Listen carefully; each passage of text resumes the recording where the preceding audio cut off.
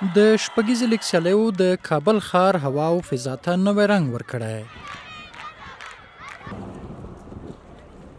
د کابل د کرکټ نړیوال لوبغالي د کلکو امنیتي تدابیرو سره د زرګونو مینوالو کوربه دی. د دغه لیګ پایلوبې ته د راشد خان بندامیر او د محمد نبی مسینک لوبډلې وتلي.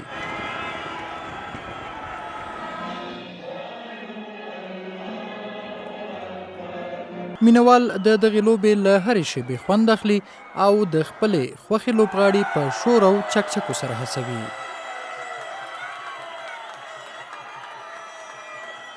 د غزوان د شپږیزې کرکټ لیګ سیالیو لیدو ته له هسپانیې نه کابل ته راغلی. او دا خلک چې دومره خوشحاله دي په دې غمګین ماحول کې، دا زما لپاره هر څه ډېر زیات دي. خپل خوشحالي نه د افغانانو په خوشحالۍ ډېر خوښېږم.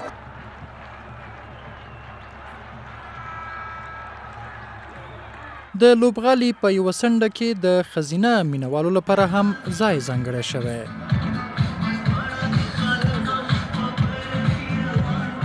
ملالۍ افغان د شپږیزې لیګ سیالیو د لیدو لپاره له بلخه کابل ته راغلې او د ګڼو نورو ښځینه او مینوالو ترڅنګ دغه سیالۍ له نږدې څخه ګوري. زه د کرکټ سره سخته مینه لرم. که د نجونو کرکټ وای چېرته په افغانستان کې لومړنۍ نجلۍ به زه جلۍ به زه وم چې زه به کرکټ راغلې او ما به لوبه کوله. د کابل نړیوال لوبغالي کې 10,000 کسان ځایږي.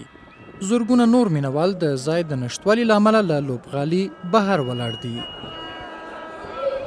شپږیزه که له یو اړخه د ګڼو مینوالو د خوښیو پلمه ګرځېدلې، بل اړخ ته یې ځوانو لوبغاړو ته دا موقع په لاس ورکړې چې خپل استعداد وښیي.